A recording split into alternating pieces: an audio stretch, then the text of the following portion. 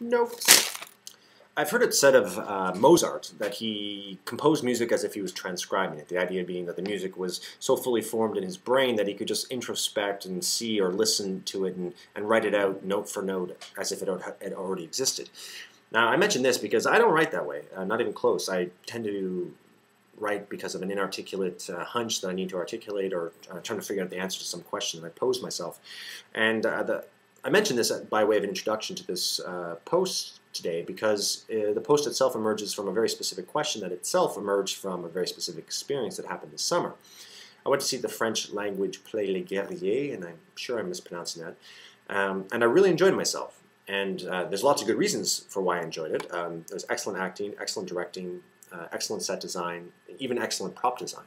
I mean, when was the last time you saw a piece of independent theater and thought, wow, they really took time on the props?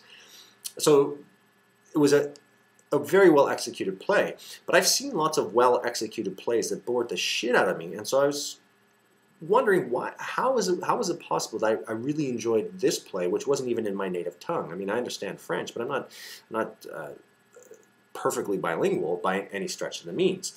And after some reflection, it occurred to me that the reason I enjoyed this play so much was because it reflected my own experience. When I looked into the mirror that this play was, I saw a little bit, probably a lot of myself. The play is about two ad guys who lock themselves into a room and spend much of the play in a very sort of abstract philosophical debate about the nature of war, because they want to come up with a new slogan for the Canadian Armed Forces.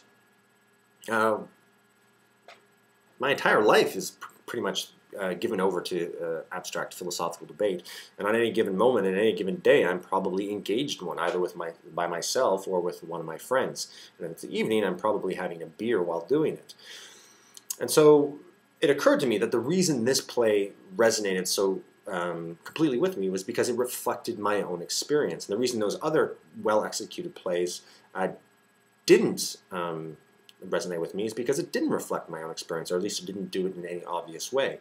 And I suppose by extension I could also say that the reason really crappy plays are still enjoyable to lots of people is because it reflects their experience in some way. Now, I knew that about other people, but for me it was a bit kind of I guess a bit of a surprise to realize that, oh, after all, I'm just like everyone else. And I guess that was an important personal discovery. And having made this personal discovery, I realized I really only had two choices. I could either go the way of a snob and say, well, look, my art, my experience reflected in art is the only kind of art that matters, and that's the only kind of art that anyone should want to see.